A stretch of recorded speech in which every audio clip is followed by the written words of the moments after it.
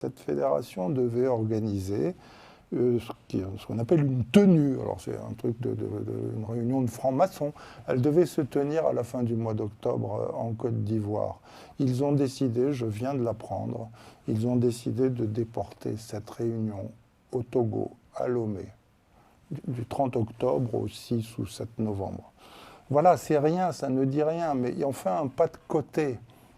On se détourne de la Côte d'Ivoire quand on est franc-maçon en ce moment, parce qu'on désapprouve, sans vouloir s'ingérer dans les affaires ivoiriennes, on désapprouve ce qui s'y passe.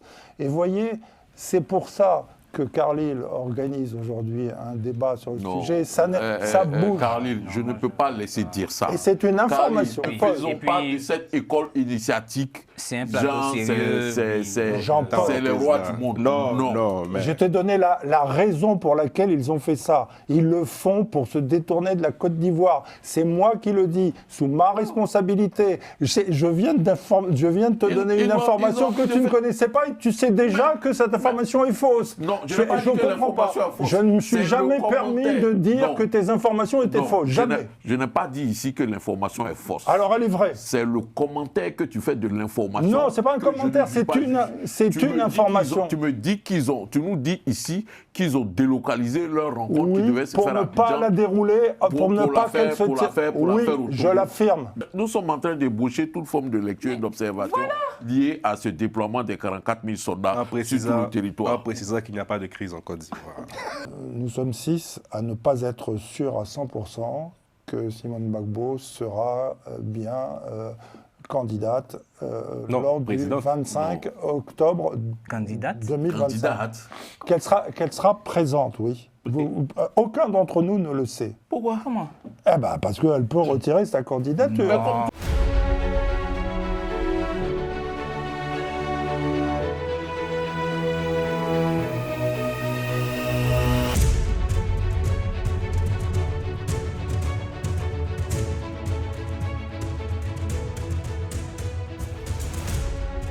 Bonsoir à tous. Que faut-il retenir de la dernière tournée de l'envoyé spécial des Nations Unies en Côte d'Ivoire, à quelques semaines de la présidentielle? Pour en parler, je reçois ce soir Jean-Paul Oro, président de l'Union des journalistes ivoiriens en France. Bonsoir, président. Bonsoir, Carlyle.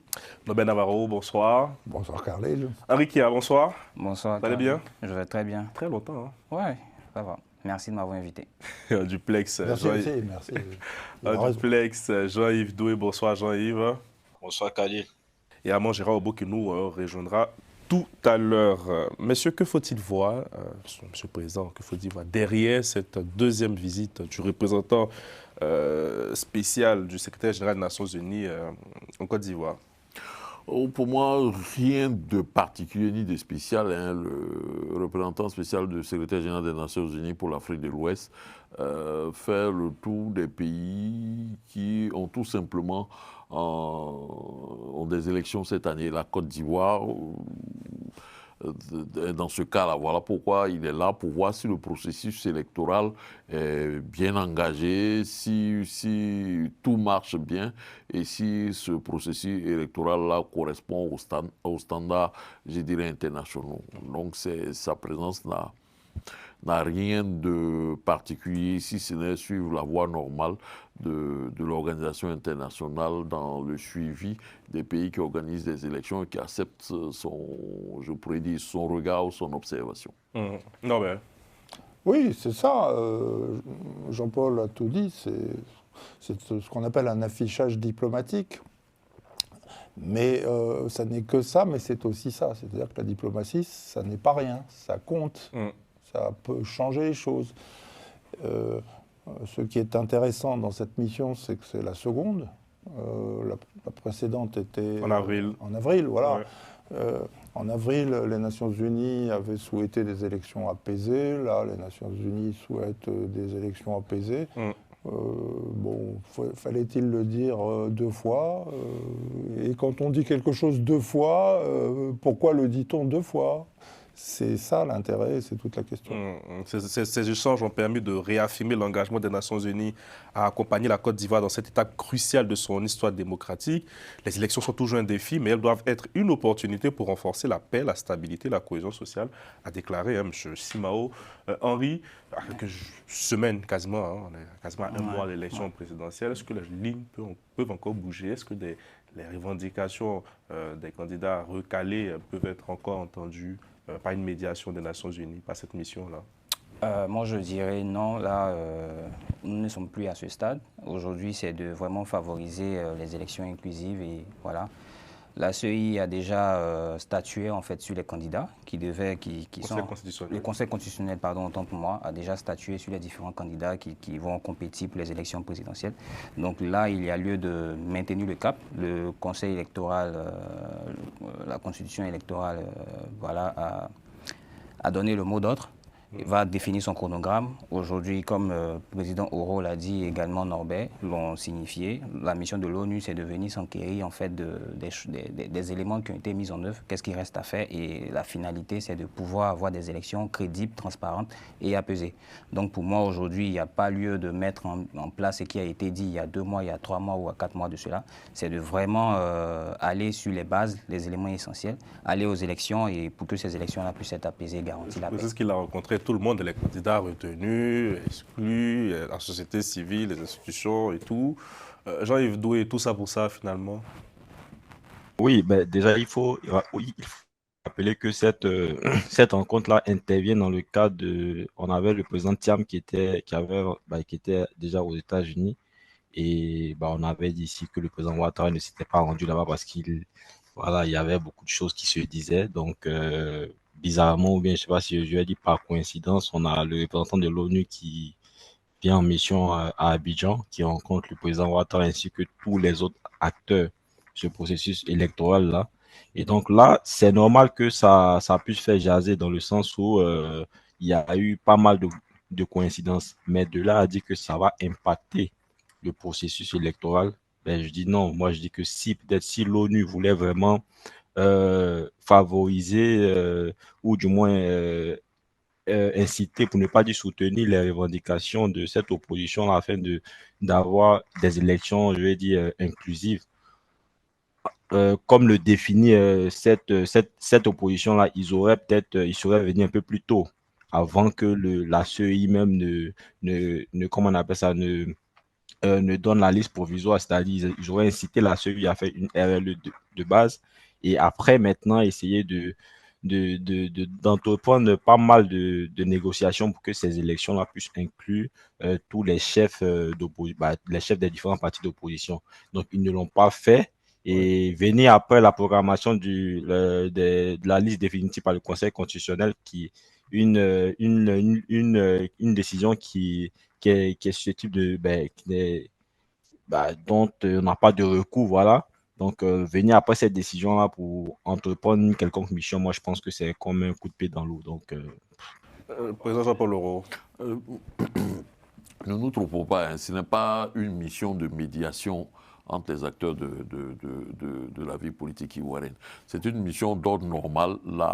L'ONU a été présente dans notre pays pendant les 10 dernières années, durant les 10 dernières années.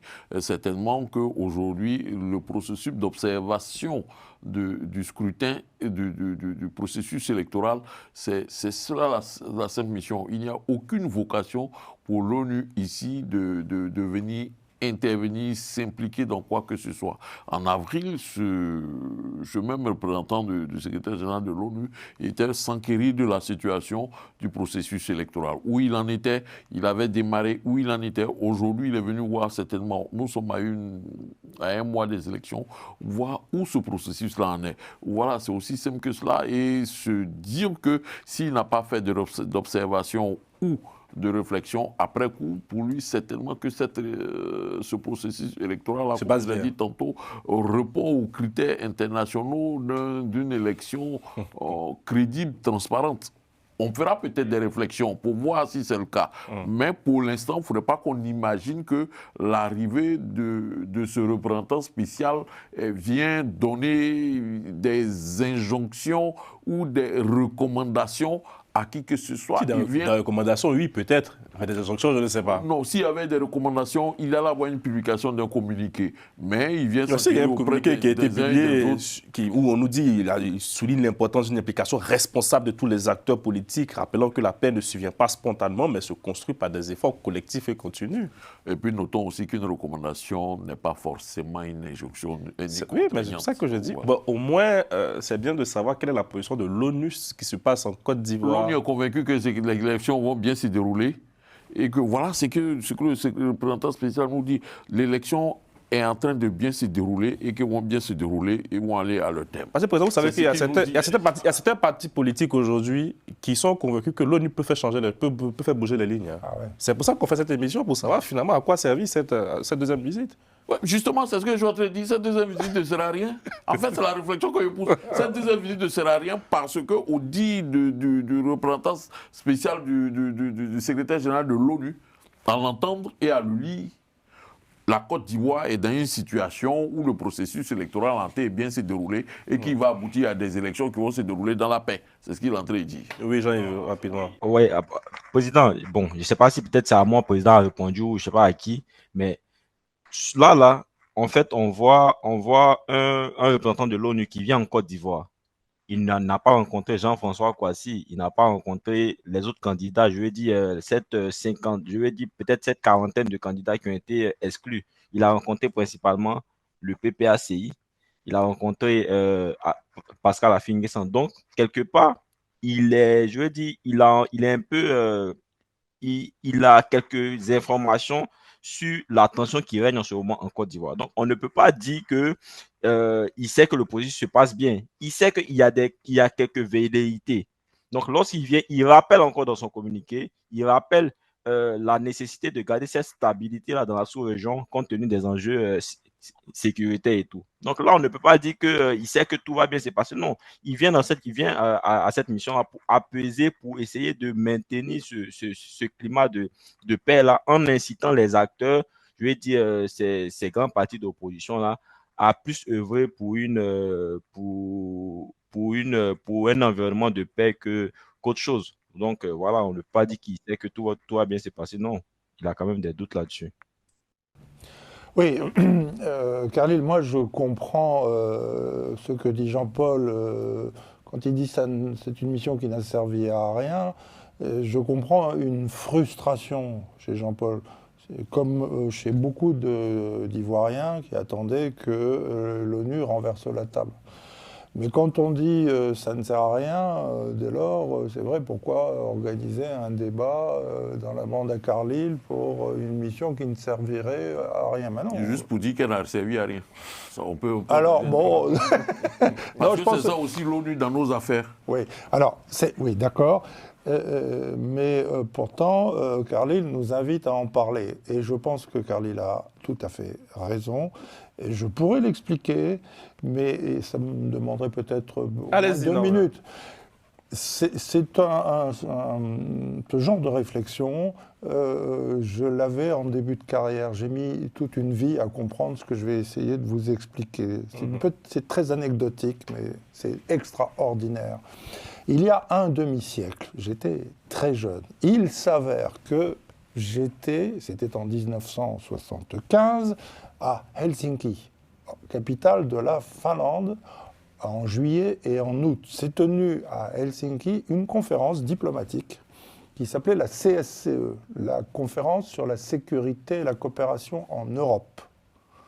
Il y avait tous les grands de ce monde. Il y avait 35 pays qui étaient présents. C'était encore pendant la guerre froide. L'Union soviétique était dirigée par un certain Léonid Brejnev, qui était là en personne et qui avait réclamé cette réunion d'Helsinki, qui était l'aboutissement de 3 ans de processus diplomatique feutré, très discret. Et puis, en 1975, à Helsinki, ils ont tous signé. Le président des États-Unis s'appelait Gerald Ford. Il se retrouvait président parce que juste avant, des confrères du Washington Post avaient fait tomber le président élu, Richard Nixon. Ils ont tous signé. Et quand ils sont repartis, moi j'étais là, je voyais les balais diplomatiques, les voitures, les cortèges, les réunions. que du blabla, ça ne sert à rien. Et je dis, j'étais très très jeune. Moins de 15 ans après, le mur de Berlin tombait. Et aujourd'hui, les historiens savent que c'est là que Brejnev, en signant les accords d'Helsinki, a signé l'arrêt de mort de ce qu'on appelait à l'époque l'Union soviétique. Ok ? C'est là que ça s'est passé. Alors là, quand j'ai mis donc moi 30 ans à comprendre que finalement la diplomatie, oui, ça servait à quelque chose. Ça servait à éviter la guerre. Là, en l'occurrence, ça servait à l'époque à éviter une troisième guerre mondiale. Donc, c'est pas rien. Et puis, ça a amené à l'effondrement de l'Union soviétique. Pourquoi ? C'est là le grand secret. C'est que lorsque l'ONU arrive quelque part, l'ONU n'arrive pas avec des soldats. Les rares soldats qu'elle a ont un casque de couleur bleue et ce sont ce qu'on appelle des soldats de la paix. Ils ne sont pas là pour faire de l'ingérence directe, pour braquer un pistolet sur la tempe d'un dirigeant en lui disant « il faut que tu organises des élections inclusives ». Alors que ça n'est manifestement pas le cas. Non, non, ils viennent rappeler des grands principes très importants auxquels nous sommes tous, je l'espère, attachés. Et bien entendu, le dirigeant peut ne pas les respecter, mais à terme, ça ne marche pas. Ça finit par casser. Comme l'Union soviétique a cassé en 1989 après avoir signé les accords en 1975. C'est à ça que ça sert.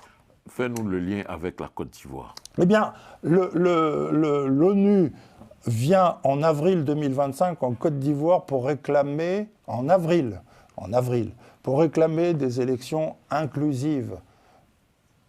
En septembre, l'ONU revient alors que les jeux sont faits, que le Conseil constitutionnel s'est exprimé, qu'on voit bien que les élections ne sont pas inclusives, que tout ce qu'avait réclamé l'ONU en avril 2025 n'a pas été respecté.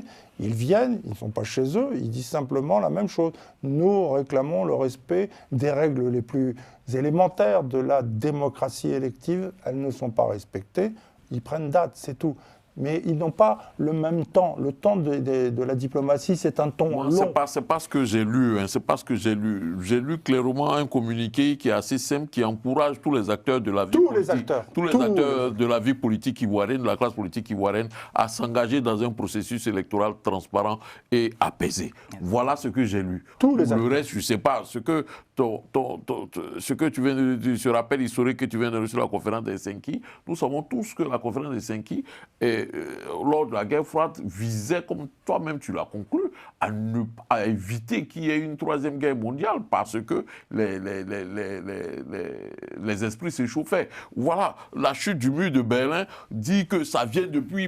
Bon, ça c'est peut-être que je pense ce qui concerne la Côte d'Ivoire, pour moi, c'est une chose qui est simple. L'ONU n'est pas présente dans notre pays depuis les histoires de représentants. L'ONU est présente dans notre pays là, depuis 2003-2004. Ils savent, ils connaissent l'histoire, je dirais, politique de ce pays. Okay. S'ils viennent certainement, c'est pour parler aux différents acteurs pour dire nous avons vécu ça, nous vivons cela, évitons que ce qui s'est passé se reproduise. Appeler les uns et les autres à disposer leurs esprits et leurs stratégies, à ne pas aller vers l'irréparable. Ouais. Moi, je pense que c'est tout. Mais maintenant, imaginez que l'ONU est en train de dire quelque chose, parce que laissez ça. Ah oui. Alors, moi, ce que je voudrais dire, le président vient de chuter sur les propos que j'allais aborder. Effectivement, l'ONU a pour principale mission de pouvoir faire des recommandations, surtout là en période électorale, disons, depuis la période préélectorale jusqu'à ce qu'on arrive à ce niveau.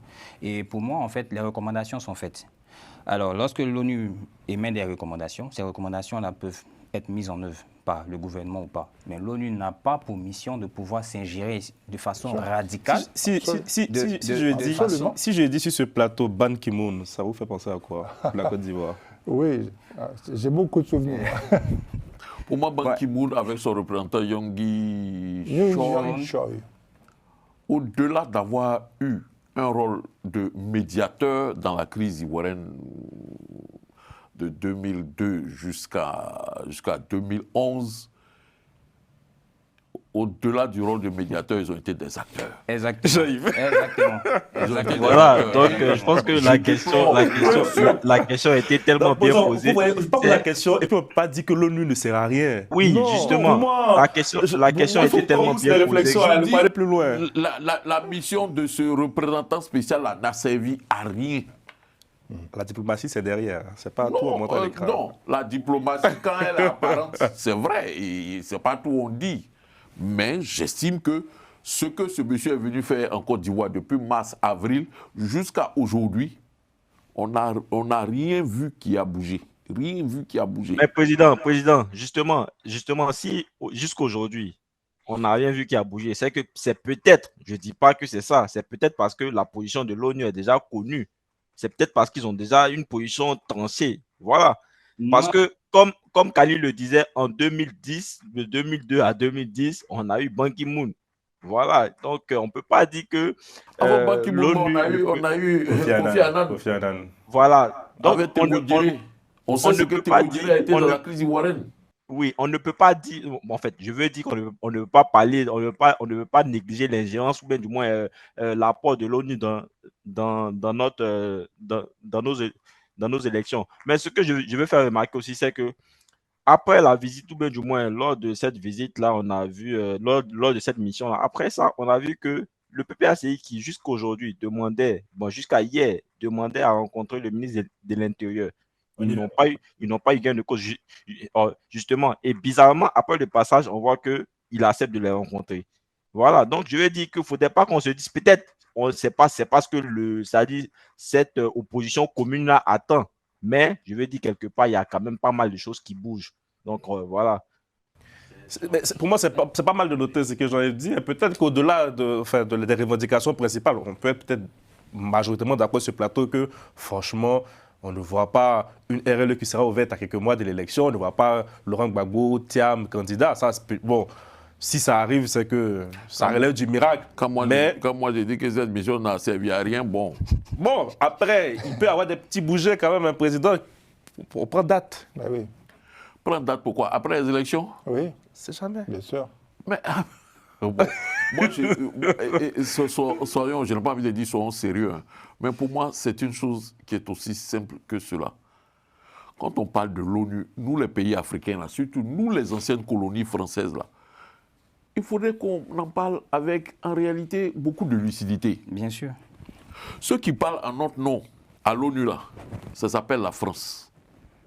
Bien sûr. Voilà le vrai point. Oui. C'est-à-dire, aujourd'hui, ceux qui parlent, le pays qui parle en notre nom au sein du Conseil de sécurité, c'est la France. Si aujourd'hui, la France, je dirais, officielle et politique, voulait que les choses changent de façon claire et nette en Côte d'Ivoire, au niveau du Conseil de sécurité, les choses allaient être faites. Nous avons vu ce qui s'est passé de 2002 à 2011. On sait combien de résolutions ont été pondues au Conseil de sécurité par la France pour mettre le pouvoir de Laurent Gbagbo en difficulté. Donc pour moi, si c'était le cas, si véritablement l'ONU voulait faire changer les choses, faire bouger les lignes. On parle d'élections inclusives, on parle d'élections transparentes, on parle de conditions d'élection. Si l'ONU voulait s'impliquer directement, moi je pense que la France aurait pris les rênes et puis prendre des résolutions au niveau du Conseil de sécurité de l'ONU. Les résolutions sont beaucoup plus contraignantes, mais tout le monde sait que les résolutions interviennent en temps de crise. Là, la Côte d'Ivoire n'est pas en situation de crise. Je ne vois pas les raisons pour lesquelles il y aurait une résolution. Il n'y a pas de crise en Côte d'Ivoire pour vous, président. Il n'y a pas de crise préélectorale. Non, pour l'instant, il y a une tension, mais il n'y a pas de crise. OK. Oui, après. Moi, je voulais juste rappeler à Jean-Yves. Tu as oublié son prénom déjà? Non. Je voulais juste rappeler à Jean-Yves que pourquoi est-ce qu'on a tendance, lorsqu'on entend l'ONU, ça veut dire effectivement qu'il y a crise. Je ne sais pas en fait, mais il faudrait qu'on puisse... Sa mission? Non, pas forcément sa mission. L'ONU n'a pas forcément vocation à rentrer... lorsqu'il y a des crises, je ne sais pas, dans des pays et tout, c'est cette image peut-être qu'on a. Mais C'est ce quoi n'est la pas... vocation de l'ONU? Non, c'est pas L'ONU fort. aussi Non, a une l'ONU, vocation c'est de une vocation. prévenir les crises. Mais oui, mais non, mais donc c'est passé à crise, il y a risque de crise que l'ONU est là. Non, justement. Vous voyez, Quand tu vois sortir d'une crise il n'y a pas longtemps... Est-ce que l'ONU est venue faire du tourisme? Les trucs sont encore là. Bon, moi, j'ai une question pour vous, Président. voyez, Pourquoi l'ONU ne vient jamais en amont des élections en France alors? Moi, Voilà, c'est la question que je voulais poser. Excusez-moi. J'ai la chance d'étudier la transition écologique et la RSE, responsabilité sociétale d'entreprise. Mais vous voyez aujourd'hui, les Nations Unies ont mis en place ce qu'on va appeler un cadre commun pour la paix et la préservation des personnes de la planète. Aujourd'hui, on parle beaucoup de développement durable. L'ONU a mis en place une charte que je peux appeler ainsi, qu'on va appeler les 17 objectifs de développement durable. ODD. Avec plus de 193 pays qui sont signataires de cette charte. Et parmi ces 17 objectifs de développement durable, il y a le 16e objectif de développement durable qui est de maintenir la paix, avoir une justice équitable et puis des institutions fortes. Donc aussi, le rôle de l'ONU à ces niveaux-là, c'est de pouvoir maintenir la paix en observant, collaborant, conseillant, mais pas d'imposer en fait. Et elle mise en fait sur, si je veux dire, la crédibilité des institutions fortes à travers des actions préventives. Bien. Mais pourquoi est-ce que quand on entend ONU, ça veut dire qu'il y a le feu à la demeure? Non, moi je voudrais qu'on puisse sortir en fait de ce constat de l'ONU. Il n'y a pas de crise en Côte d'Ivoire, il n'y a que des tensions, il n'y a que des véhémences qui sont dites ça et là sur des plateaux, mais tout se passe bien et ne pensez pas que l'ONU va venir imposer quoi que ce soit à qui que ce soit. Non. C'est tout aussi clair que ça. On va avancer en tout cas. Bon, merci beaucoup. J'aimerais aussi qu'on parle du contexte sécuritaire en amont de l'élection parce que selon nos confrères du jour, si Romain peut nous afficher la une de ce journal, 44 militaires seront déployés à partir du 5 octobre. 44 000. 44 000. Oh là là, autant pour moi, c'est là. Oui. C'est ça que je suis en Oui. convalescence. Je m'excuse auprès des téléspectateurs. 44 000 militaires seront déployés à partir du 5 octobre. Ça y est, les choses sérieuses commencent, Président? Oui, 44 000 soldats. Pour moi, ça me gêne un peu. 44 000, ça me gêne. En Côte d'Ivoire, on a, si je ne m'abuse, peut-être vous me rattrapez, on a 22 000 bureaux de vote pour cette élection présidentielle. Donc ça fera 2 soldats, 2 militaires par bureau de vote. Mais quand on regarde ça, est-ce que la vocation des militaires, c'est de faire du maintien de l'ordre? Non. Il y a la police et la gendarmerie qui a vocation à faire le maintien de l'ordre. Si le gouvernement met des militaires dans une situation où on a besoin de maintien de l'ordre, pourtant les militaires ont vocation à défendre plutôt le territoire en termes d'agression extérieure, je me pose plusieurs questions. Et je trouve d'abord la question que c'est gênant parce que ce n'est pas le rôle des soldats dans la ville. En d'autres lieux, l'une des plus grandes démocraties du monde, me rappelait tout à l'heure mon confrère Norbert, quand Trump sort la garde nationale aux États-Unis, tout le monde s'effarouche, on dit qu'il a des velléités de dictateur. Mais sortir l'armée pour sécuriser les bureaux de vote, j'estime que c'est un peu fort. On aurait pu se contenter de policiers, de gendarmes. Moi, je sais que dans toutes les localités, pratiquement toutes les localités importantes de Côte d'Ivoire, il y a des brigades de gendarmerie, il y a des commissariats de police. On aurait pu mobiliser ces personnels-là pour assurer. Mais cela aussi dénote de, je ne dirais pas fébrilité, mais d'une certaine forme de prudence du pouvoir d'Abidjan, du régime d'Abidjan, parce que alors qu'il n'y a pas de crise. Hein. Il n'y a pas de crise, mais il n'est pas de bon aloi d'avoir des voisins comme le Mali, le Burkina et le Niger qui manifestent des velléités Sinon, il n'y a pas de crise. Il n'y a pas de crise. Il n'y a pas de crise. Laissez les militaires en caserne, il n'y a pas de crise. Mais pendant que je dis ça, et puis je rappelle que sous Gbagbo, la dernière élection de 2010-2011, pendant que le pays était divisé en deux, il y avait des soldats qui étaient, je dirais, hostiles au régime d'Abidjan. Laurent Gbagbo a envoyé des gendarmes dans la zone, je dirais, occupée, CNO. Il n'a pas envoyé des militaires. Voilà pourquoi j'ai dit c'est gênant. Non, mais c'est 44 000 militaires déployés à partir du 5 octobre. Ah ben c'est très clair. On a envie d'intimider, on a envie de faire peur, on a envie de... Enfin, effectivement, Khalil, tu le disais toi-même, est-ce qu'on n'a jamais vu les Nations Unies venir en France avant les élections? Est-ce qu'on n'a jamais vu l'armée française déployée dans le cadre d'une élection? Non. Si les Nations Unies viennent en Côte d'Ivoire 2 fois avant l'élection, si le régime d'Abidjan déploie 44 000 militaires dans le pays avant les élections, on ne peut pas dire qu'il n'y a pas de crise préélectorale. Et quand on dit il n'y a pas de crise préélectorale, on dit tout va très bien, Madame la Marquise, alors qu'on n'ose pas dire à Madame la Marquise que le château a brûlé. Voilà, c'est simple. C'est net, mais non, et c'est définitif. Quand tu dis 44 000 avec le ton qui va oui, avec, c'est comme tu si fais comme tu es en train d'alarmer les gens. Alors, deux soldats par bureau de vote, Norbert. C'est vrai que moi, c'est gênant parce que ce n'est pas le rôle du militaire de faire du maintien de l'ordre. Vous dites 2 soldats. Donc, il y aura les policiers ne seront pas en vacances le dimanche aussi, c'est le jour du scrutin, pardon. Mais 2 soldats, c'est quoi? Bon, c'est vrai que c'est gênant parce que ce n'est pas leur rôle. Mais imaginez. Omer, remets la une là, s'il te plaît. C'est intéressant ce qui est écrit là, ce que prépare l'armée. L'armée marine, bon, c'est gênant. L'armée. Et ça n'est pas le seul quotidien. Oui, il y a un autre aussi qui. Ce matin, dans les kiosques... Enfin, Jean-Yves, comment tu vois ça? Et il faut noter que c'est des quotidiens qui sont proches du pouvoir. Voilà. C'est-à-dire qu'il y a un peu cette méprise, qu'ils ne comprennent pas que c'est gênant. Mais non, ils veulent faire peur, c'est ça leur objectif. Comme Nobel a dit tout à l'heure, il y a cette volonté-là de vouloir intimider l'opposition et puis, je vais dire, c'est peut-être ses probables alliés, donc de toute, je vais dire, velléité de, je sais pas, pour ne pas dire velléité de déstabilisation. Donc, c'est une façon pour eux d'intimider. Pour moi, ça n'a pas lieu d'être comme président le disait tout à l'heure. En 2010, même en 2010, on ne l'a pas fait avec l'hostilité, avec je veux dire, le climat qui régnait. On ne l'a pas fait. Donc, le faire maintenant, ça montre aussi que ce régime-là, je pense qu'il est, il y a pas mal, il a beaucoup de doutes. Il a beaucoup de doutes.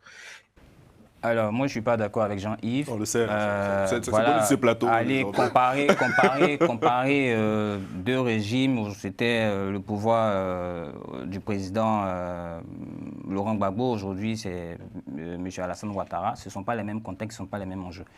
Pour ma part, en fait, déployer 44 000 soldats, ça vient pour renforcer juste le scrutin national. Bien entendu, aujourd'hui, il faut tenir compte des enjeux internes et externes. En interne également, c'est pour dissuader que toute personne qui va se permettre de poser tel ou tel acte, voici la sanction. Et bien entendu, cela a commencé. Enjeu externe, parce que au niveau des frontières, bien entendu, avec le Mali, le Burkina, nous savons tous que ces pays-là sont minés par ce qu'on va appeler aujourd'hui, il y a des questions sécuritaires avec le djihadisme. Donc, également, au lieu de dissuader, pourquoi ne pas ouvrir un dialogue, échanger et puis s'entendre sur des questions assez simples? Pourquoi ne pas le faire et puis opter pour cette... Quel dialogue tu veux à ce jour? Aujourd'hui, là, on a déjà 5 candidats qui sont partants pour les élections présidentielles. Opposition, entendez-vous, soutenez un candidat, vous faites ce que vous voulez, mais mettez les stratégies en place et puis on avance. Vous voulez quel dialogue encore aujourd'hui? Voilà. Comme Oufoué le disait, la paix n'est pas un vain mot, c'est un comportement. Le comportement que ce gouvernement-là devait adopter depuis des mois, il ne l'a pas fait. Donc ça montre aussi... En quoi c'est vrai que c'est gênant à l'orée des élections qu'on puisse déployer l'armée, hein. Mais... Laissons l'armée nationale ivoirienne nous indiquer véritablement, parce que nous on a fait ce calcul simple de dire il y a 22 000 bureaux de vote, il y a 2 soldats. Mais qu'ici pour que ce ne sera pas au niveau des frontières que seront déployés ces soldats-là pour essayer de garantir, parce qu'il s'agit d'une question de sécurité aussi. Moi ça me gêne que l'armée soit sortie à la veille de cette élection-là et qu'on nous parle dans les bureaux de vote. C'est ce qui me gêne. Mais déployer l'armée, sortir l'armée pour protéger le territoire et... J'aurais pu dire simplement, on déploie l'armée pour sécuriser les frontières. Ils ont dit, on déploie l'armée pour sécuriser les élections. C'est simple. Moi, je pense que Jean-Yves, toi et moi ne sommes pas spécialistes des questions sécuritaires. Ils ont dit les élections. Tu comprends? Et en matière de sécurité, il y a des choses qui ne se disent pas. Tu comprends avec moi? Tu es d'accord? Donc, pour toi, c'était plus facile de dire on va sécuriser les élections que de dire on va sécuriser nos frontières. Sécuriser nos frontières, au moins, ça a du sens. Peut-être, je vais dire, l'ennemi ou du moins le pays qui veut attaquer de rentrer. C'est plus simple. Sécuriser l'armée, ce qui sécurise les frontières, c'est le principe. Justement. C'est quand il y a une situation exceptionnelle qu'on a un dispositif Il faut exceptionnel. reconnaître qu'il y a une attitude de vouloir dissuader. Même si derrière, Ça, c'est des lectures. même Nous sommes en train d'ébaucher toute forme de lecture et d'observation liée à ce déploiement des 44 000 soldats sur tout le territoire. En précisant qu'il n'y a pas de crise en Côte d'Ivoire. Le ministre de l'Intérieur et de la Sécurité, le général de corps d'armée Bagondo Diomandé, a accordé une audience ce jeudi à une délégation du Parti des peuples africains Côte d'Ivoire, le PPACI, conduite par le président exécutif le professeur Sébastien Dano-Deji. Faut-il voir, Monsieur le Président, derrière cette rencontre, un signe de décrispation entre opposition et majorité présidentielle? Sur cette question, moi, j'ai envie tout simplement de saluer Charles Blé Goudé. Oui, parce que quand il entamait et entreprenait sa démarche de dialogue avec le gouvernement, il a été décrié, traité de tous les noms. Tout simplement parce qu'il était dans une logique, celle-ci. Construisons une Côte d'Ivoire de paix. N'héritons pas de cet héritage de sang que nos aînés ont créé. Voilà, aujourd'hui, moi, ça me rassure de voir le gouvernement accepter de recevoir, parce que bon, c'est le ministre de l'Intérieur, mais c'est le gouvernement d'une certaine façon. Mais si, c'est le gouvernement. Pendant que le PPACI, ça fait près d'1 an, sinon plus de 2 ans, qu'ils écrivent au Premier ministre pour qu'ils puissent discuter des questions liées à l'élection présidentielle. Mais tant mieux. Si aujourd'hui ils parlent avec le ministre de l'Intérieur, c'est vrai que peut-être qu'on nous a dit clairement aux sorties qu'ils ont parlé des questions liées aux différentes arrestations, aux conditions de détention de leurs militants et autres, et des cadres du parti. Certes, il y a eu ces questions-là, mais quand on parle avec un membre du gouvernement, ces questions, on parle certainement d'autres choses. Et moi, je suis rassuré et je suis même à l'aise quand aujourd'hui l'un des partis les plus forts de Côte d'Ivoire, le parti de Laurent Gbagbo, le PPACI, aujourd'hui prennent langue avec le gouvernement et que le gouvernement accepte de prendre langue avec eux. Pour moi, peut-être ça dénote d'un avenir où ça va apaiser un peu les tensions. Mais le problème, Président, c'est que, en fait, le PPACI, je veux dire, n'a jamais refusé de dialoguer avec le gouvernement. C'est ce que j'ai dit. C'est Charles Blé Goudé qui a discuté, ou bien du moins qui entreprenait des démarches pour discuter avec le RHDP. Et donc, les partis d'opposition ont estimé que discuter avec le RHDP n'est pas, n'est pas la démarche à suivre. On veut discuter avec le gouvernement. Et donc, c'était sur ça qu'il y avait des dissensions. Donc, de là à dire que... Vraiment, on est dans des logiques, moi je dis, sortons de ça, de ce type de logique à la petite, mais dis non, c'est le RHDP, c'est pas le gouvernement. Ce n'est pas... Ah, mais c'est vous-même, président, qui avez traité le RHDP de parti État ici sur ce plateau. Oui, mais je le dis. Alors, au bout de mon pour moi, c'est clair. Le plus important, c'est d'entamer le dialogue. Ah ben, c'est ce que le PPACI a fait aujourd'hui avec le gouvernement. Voilà pourquoi je salue cela. Mais Blé Goudé a quoi avoir la paternité dans Non, je dis ça. Non, je n'ai pas paternité. Je dis quand Blé Goudé faisait ça. On l'a traité de tous les noms. On lui a affublé tout son anathème. C'est tout. Jean-Yves, je te laisse terminer, excuse-moi. Donc, oui, en fait, moi, je pense que le PPACI, depuis plusieurs mois, demande à discuter. C'est juste que, comme je le disais dans mon précédent, lorsque j'avais pris la parole précédemment, c'est maintenant que le gouvernement accepte de lâcher du lest. Voilà, avec la visite du représentant de l'ONU, ils essaient un peu de lâcher du lest parce qu'ils n'étaient jamais dans cette logique-là. Donc, ils acceptent aujourd'hui de rencontrer le PPACI. Bon, on va se dire qu'ils veulent décrisper, mais bon, je pense que c'est leur stratégie. Ils essaient de gagner du temps. Ils jouent la montre. Mais aussi, je pense que le PPACI aussi dans sa stratégie parce que depuis plusieurs moments, on entendait des gens dire, par exemple avec l'affaire Ziggy, que le PPACI abandonnait ses militants. Et donc, si vous allez donner votre poitrine pour ce parti-là, ils vont vous abandonner. Donc là, le PPACI rappelle, ou bien du moins veut remobiliser ses membres, ou bien du moins ses militants, pour leur dire on ne les abandonne pas, on entreprend des démarches pour ceux qui seront incarcérés, on est toujours en dialogue. Si aujourd'hui vous vous faites arrêter ou bien vous vous faites emprisonner à cause du PPACI, pour ce combat-là, on ne vous lâchera pas, on sera toujours là pour vous. Donc c'est un message aussi qu'ils envoient, histoire de remobiliser les troupes. Et comme d'habitude, Henri n'est pas d'accord avec vous sur ce... Ouais, j'estime qu'il y a des propos qui sont quand même... Lâcher du lest, ça oui, c'est trop dur. Hein, je pense dans quel sens? Ouais, c'est dur. Lâcher du lest. Le gouvernement a lâché quel lest? Bah, Ils ont lâché quoi? Ils ont le gouvernement. Je sais pas, en fait. Après, je respecte non, ça vient. C'est pas parce qu'on te reçoit que forcément il a lâché. Non, mais au départ, au départ, ils étaient fermés au dialogue. Ils n'ont jamais accepté de rencontrer le PPACI. S'ils acceptent de rencontrer, je pense que c'est un pas. Toi-même, tu l'as dit tout à l'heure. Donc, ils ont accepté de faire un pas. Je salue, hein. Moi, je salue. Mais c'est ta lecture selon laquelle le gouvernement a lâché du lest. Je dis, mais... Voilà, alors, messieurs, est-ce qu'on peut rappeler qu'il y a eu plus d'une dizaine de prisonniers du PPACI qui ont été libérés la semaine dernière? Oui, ils ont été arrêtés. Donc, bon. Norbert. Ouais. Oui, je voulais juste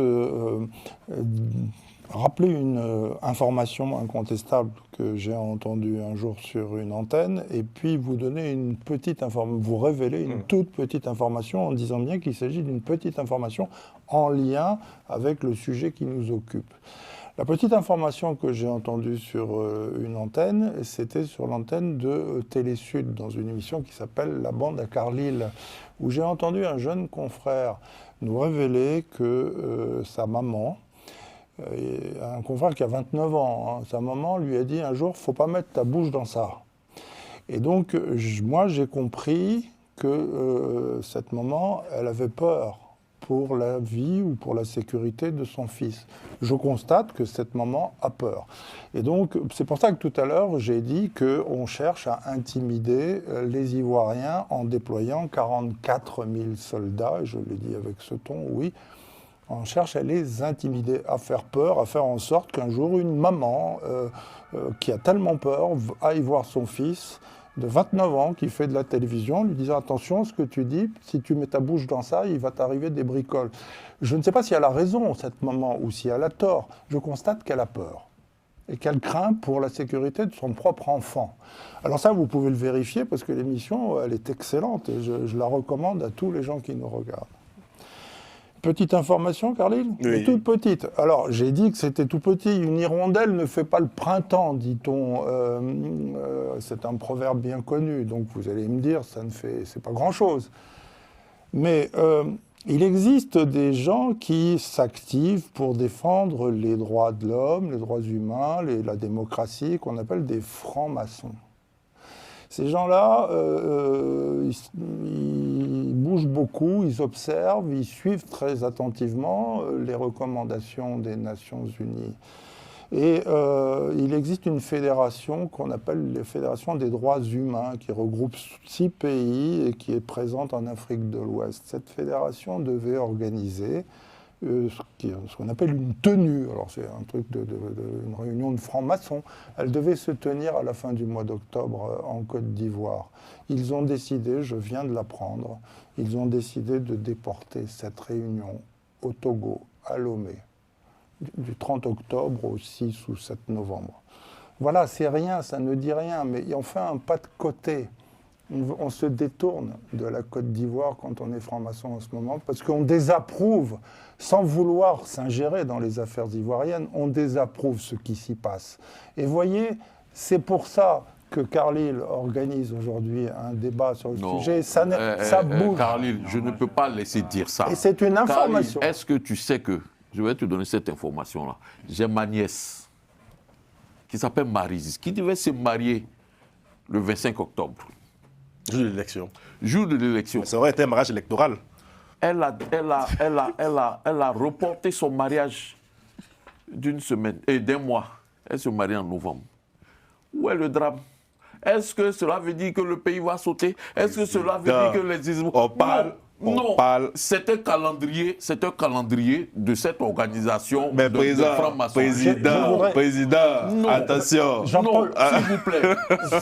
Si les francs-maçons ont Jean-Paul. décidé d'aller organiser leur truc à Ça, c'est Lomé ou leur, Togo, leur problème. mais C'est pas n'importe qui. Jean-Paul. On parle de francs-maçons. Ne faisons pas puis- de cette école initiatique. C'est un plateau Genre, sérieux. Jean-Paul. c'est les rois du monde. Non, mais... Je t'ai donné la raison pour laquelle ils ont fait ça. Ils le font pour se détourner de la Côte d'Ivoire. C'est moi qui le dis, sous ma responsabilité. Je viens de te donner une information que tu ne connaissais pas et tu sais déjà que cette information est fausse. Non, je n'ai pas dit que comprends pas. l'information est fausse. Je ne me C'est suis le jamais permis commentaire. de dire Non. que tes informations étaient Non, fausses. Jamais. Je n'ai pas dit ici que l'information est fausse. Alors elle est vraie. C'est le commentaire que tu fais de l'information. Non, c'est pas un que je commentaire, ne dis c'est pas ici. une information. Tu nous dis ici qu'ils ont délocalisé leur rencontre qui Oui, devait se pour faire ne à pas Abidjan. la dérouler, pour ne pour pas la faire- qu'elle se pour la tienne. faire- pour la Oui, faire au je Togo. l'affirme. Voilà.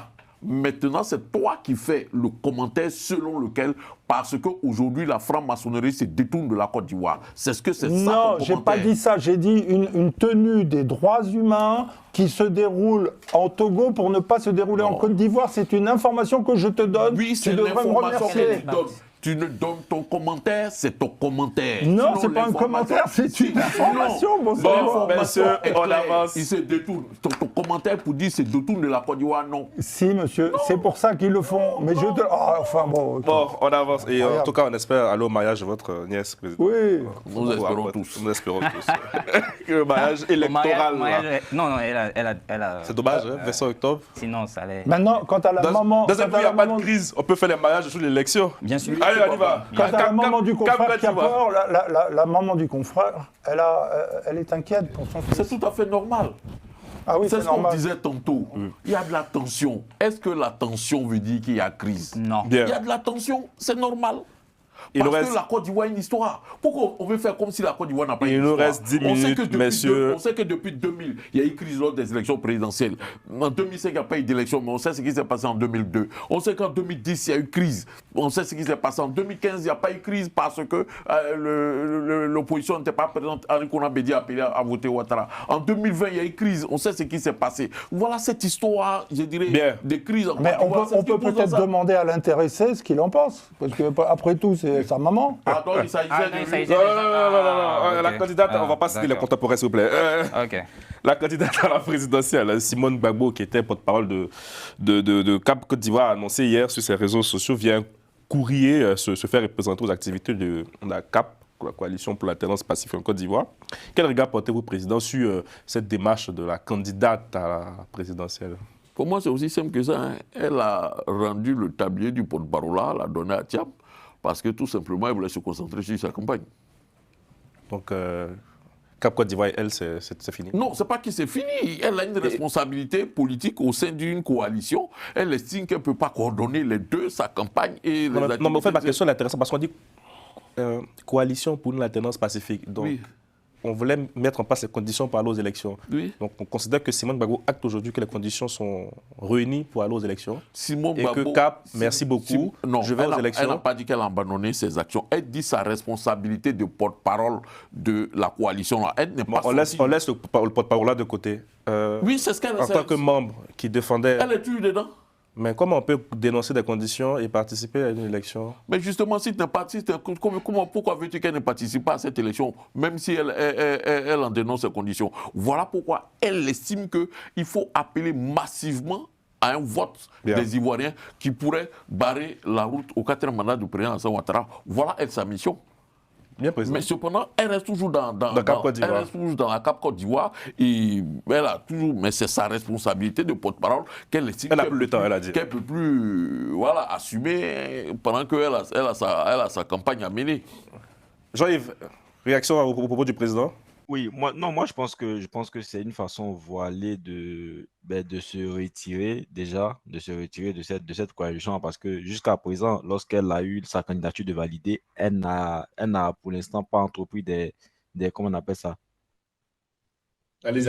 Oui, elle n'a pour l'instant pas entrepris de démarche envers les membres de cette coalition pour essayer de discuter pour essayer de, comment on appelle ça, pour essayer de mettre en place, ou même du moins de mettre en place cette stratégie-là d'après le choix des candidats. Donc, elle n'a pas discuté, elle n'a jamais discuté avec le PDCI, elle n'a jamais discuté aussi avec les autres partis de cette coalition-là.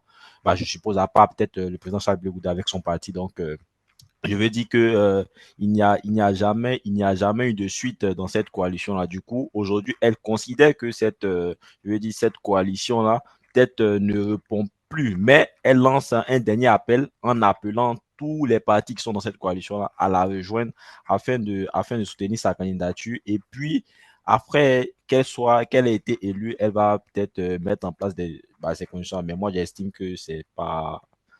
Je pense que c'est un peu un coup de pied dans l'eau parce que le PDCI et le PPACI sont dans le front commun, ils ne vont pas le lâcher, quoi. Ah, c'est intéressant parce que déjà on accueille Gérard Mombo. Il nous reste 10 minutes pour conclure l'émission. Bonsoir Ramon, bienvenue parmi nous. Merci. La première question, là on parlait du courrier de Mme Simone Eivé, Gbagbo, candidate à la présidentielle, qui annonce se mettre en retrait des activités de la CAP. Est-ce qu'il y a derrière aussi une forme de rupture avec le président du PDC-RDA qui paye peut-être son rapprochement avec Laurent Gbagbo? Non, je ne crois pas. Il n'y a pas de rupture. Écoutez, le PDCI lui-même a été le premier à déposer sa candidature. Ce qui n'a pas été normal d'ailleurs. Ce que le parti de Simone a quasiment... ce qui a surpris donc le parti de Simone Gbagbo. Écoutez, il s'agit des institutions de la République. Voilà, on a voulu être candidat. Ils sont candidats. Simone Gbagbo aussi a déposé sa candidature par la suite. Malheureusement ou heureusement, c'est elle qui a été retenue. Il faut peut-être se dire, si le PDCI avait été retenu, le PDCI serait allé aux élections. Vous y croyez? Écoutez, on ne dépose pas son dossier pour ne pas aller aux élections. Ça fera l'objet d'un autre débat. Je pense que donc Simone Gbagbo, elle dit aujourd'hui que c'est elle qui a été retenue. Donc elle part aux élections, mais ne met pas fin à la coalition.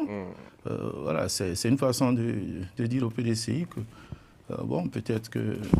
Chacun son approche. Non, il va falloir peut-être envisager c'est mettre la pression aussi l'idée de me soutenir. C'est peut-être ça. Et je pense, pour conclure là-dessus, je pense personnellement que tous les partis, il y a peut-être là une opportunité qu'ils ont pour voir s'il y a un candidat qu'ils peuvent, je dirais, soutenir pourquoi pas nous inventer quelque chose de nouveau, par exemple, un candidat qui ne serait pas un candidat pour conduire des élections, mais pour conduire une transition démocratique.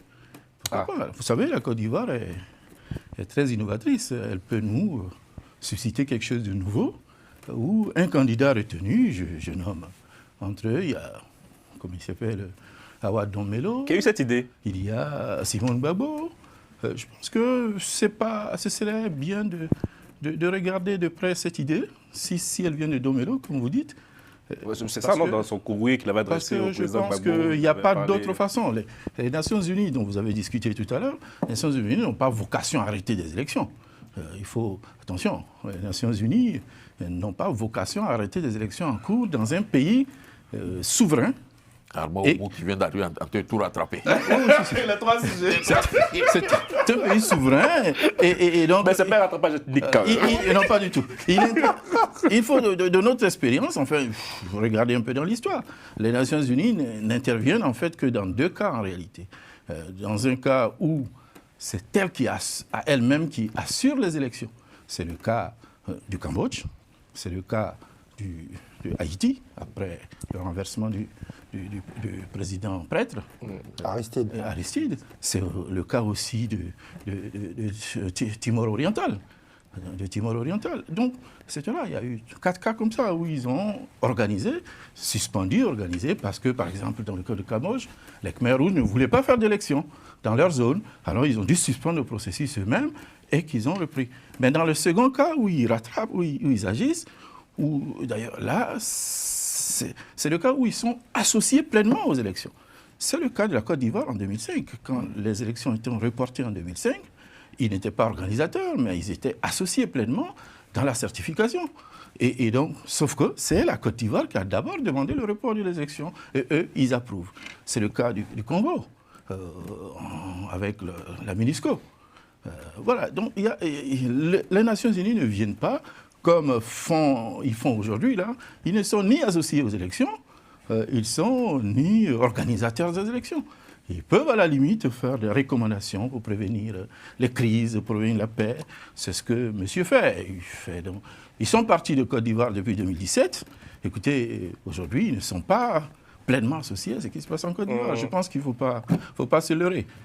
Il faut peut-être saisir l'occasion d'aller aux élections d'une façon ou d'une autre avec un candidat qu'on convainc que tu n'es pas candidat pour être élu pour 5 ans, mais tu es candidat pour assurer une transition de 20 mois, 18 mois. Ce serait une transition démocratique que la Côte d'Ivoire peut nous faire connaître et qui pourrait servir d'école aux autres pays africains. Alors, il nous reste 5 minutes. Ramon, merci beaucoup. Juste 2 minutes. Non, tu peux. Tu as 1 minute. On dit 5 minutes, on ne parle quand même. D'accord, bon, 1 minute. Je lis rapidement, juste 2 phrases. Je lis la déclaration, un paragraphe rapide de la déclaration de Mme Simone Yves Gbagbo. J'ai choisi en effet de me consacrer pleinement et exclusivement à la pré-campagne, puis à la campagne électorale présidentielle, car l'enjeu est grand, l'attente du peuple est très forte et le temps est très court. Je lance cependant un appel à tous mes partenaires de la CAP Côte d'Ivoire pour qu'ensemble nous nous investissions dans ce nouveau chantier de l'histoire de notre nation. Alors juste pour dire que j'espère que le PDCI va soutenir Madame... Il n'y a pas que le PDCI. Non, je préfère me limiter au PDCI. J'espère que le PDCI... Voilà, justement. J'espère que le PDCI... Mais il y a une réunion aujourd'hui à la CAP, au PDCI, non, au siège du PDCI. Si je prends la réflexion de Jean-Yves, le PDCI n'est plus dans la CAP parce que la pauvre dame, parce qu'elle a tout simplement dit, elle remet le porte-parole à Tidiane Thiam. Jean-Yves dit, elle a quitté. Donc, et Thiam qui est allé, le PDCI qui est allé signer Front commun. Président, avec ta permission, président, je bon, laissons Henri finir son développement. J'espère que le PDCI va soutenir la candidature de Mme Simone Yves Gbagbo. Merci beaucoup, Kali. En dehors de ça, j'aimerais prendre la parole. En dehors du fait que Mme Simone Gbagbo ait remis son porte-parole là, comme le président l'a dit, elle a non seulement fait lors de ses dernières sorties, elle a dit des choses qui ont un peu, je vais dire, piqué ce parti-là. Lorsqu'elle dit, on est allé déposer notre candidature, vous êtes allé déposer votre candidature, il a déposé la mienne. J'ai été retenu. Quand tu dis ça, ça peut créer un climat un peu tendu. Voilà. Non. Ne fais pas ça, pardon. Ne fais pas ça, pardon. Jean-Yves, tu as fait des observations plus lumineuses que celle-là. Oui, Jean-Yves, pardon, ne fais pas ça, s'il te plaît. C'est-à-dire Non. C'est-à-dire c'est une attaque à toi. Jean-Yves, ne fais pas ça, s'il te plaît. Rappeler des faits, on a tous déposé nos candidatures et la mienne a été retenue. Enfin, on ne se comprend pas. Lui, il estime que parce qu'elle a rappelé ce fait-là, on a tous déposé nos candidatures et moi, j'ai été retenu, peut piquer comment on appelle ça, franchement. Il n'y a pas de rupture entre les deux aujourd'hui, entre Tidiane Thiam et Simone Gbagbo. Non, mais il ne peut qu'avoir rupture. Laurent Gbagbo ne parle pas, ne fait rien avec tous ceux qui ont des acquaintances avec Simone Gbagbo. Simone et Thiam. C'est ce que je suis en train de dire. Quand tu t'accointes avec Simone là, Gbagbo ne fait rien à toi. Voilà pourquoi. Quand Thiam devait aller parler avec Gbagbo, s'unir avec Gbagbo au PPACI, à partir de ce moment-là, il a coupé avec Simone et le PPACI. Pour moi, c'est une évidence. On patauge dans les... Donc, il y a rupture. Il y a longtemps que Thiam n'est plus dans la CAP. C'est fini. C'est pas politesse, je dirais politique, par une certaine élégance politique qu'elle nous confie le porte-parole de la CAPSI. Pour lui dire, il faut en faire ce que tu as. En voici, il va assumer son rôle de porte-parole et de coordinateur de la CAPSI. Donc, pour terminer, du côté du PDCI, je vais dire c'est mort. Maintenant, du côté du PPACI, là même, d'autant plus que la gauche aujourd'hui, la gauche, il y a une guerre de succession. On a Affingué San qui est toujours en train de vouloir monter, de vouloir faire sortir la tête parce qu'il sait que le président Laurent Gbagbo est vers la fin. Donc, si aujourd'hui, ce parti-là, ou bien cette gauche a décidé de soutenir Simone et Yves Gbagbo, quelle sera la suite après les élections? Est-ce que les militants, ou même du moins ces personnes qui l'ont soutenu, ne vont pas rester dans cette organisation? Donc, il y a tout ça que, je veux dire, le PPACI essaie de peser et se dit qu'on ne peut pas se mettre dans ce soutien-là. on veut, et on fera Non, plutôt il y a le Nobel boycott qui- que Non, mais- qui piétine. Non, pas du tout, je ne piétine pas. Non, moi, je vous laisse pourquoi tu as discuter entre vous. Pourquoi tu J'arrive, je précise que Harry vous a attaqué sur votre... Alors, pour répondre à ta question, cher président, en fait, ce qui me gêne... Tu dis ça, tu es désobligeant. Pas du tout. Non, on vous donne votre rôle. Mais pas du tout. Mais j'ai beaucoup En de attendant respect. que le mandat soit remis en cause. J'ai beaucoup de Remis en respect jeu, pour mes pardon. confrères. Non, ce que je dis, c'est que nous sommes 6 là, autour de cette table pour participer à cette émission. Et vous le savez très bien, nous sommes 6 à ne pas être sûrs à 100% que Simone Gbagbo sera bien candidate Non, lors du présidente. 25 octobre Candidate 2025. Qu'elle sera présente, oui. Aucun d'entre nous ne le sait. Pourquoi? Comment? Eh ben, parce qu'elle peut retirer sa candidature. Mais comme tout le monde, Et c'est sur cette question que je ferme cette émission. Je ne savais pas que Nobel lançait courrier. Toi, tu es devenu marabout. Mais moi, Elle a dit. La dame a dit. Elle est candidate. Non. C'est sur la base de quoi? Oui. Toi, tu te lèves pour dire que c'est Mais pas regarde, sûr. si ce que Armand vient de dire aussi, ça peut être une option, elle peut se Non, non, désister mais, pour... enfin, tout est Carl- ouvert. Carl- Eux tous, ils peuvent désister. Même Carl, Alassane j'y Ouattara tiens. peut Juste une désister. seconde. Quand une dame dit non, ça ne veut pas forcément dire non. Ça peut vouloir Ah non, dire là, peut-être. Non. Quand une dame dit peut-être, Merci, ça veut dire ton oui. insinuation est... Merci beaucoup. moralement hideuse. Merci beaucoup. Président, si tu me le permets, merci beaucoup à Romain pour la réalisation. Merci à moi de nous avoir pris en coup. Si tu me permets, je veux faire peut-être une petite annonce pour remercier nos téléspectateurs. Je regardais un peu les audiences avant de venir. C'est 1 million de vues sur moi, toutes les émissions consacrées à la Côte d'Ivoire. Merci pour votre disponibilité, votre fidélité. On salue tous les autres chroniqueurs, Insan, Maître Didier Kakou, qui était très remarquable la dernière fois avec son coup de gueule. Merci à vous aussi, Président, pour votre mise au point relativement à cette frauduleuse cadre de presse. Ah, c'était utile et nécessaire. Donc, pour préciser que le métier que nous faisons est très noble, qu'il ne faut pas badiner avec. Bonne soirée.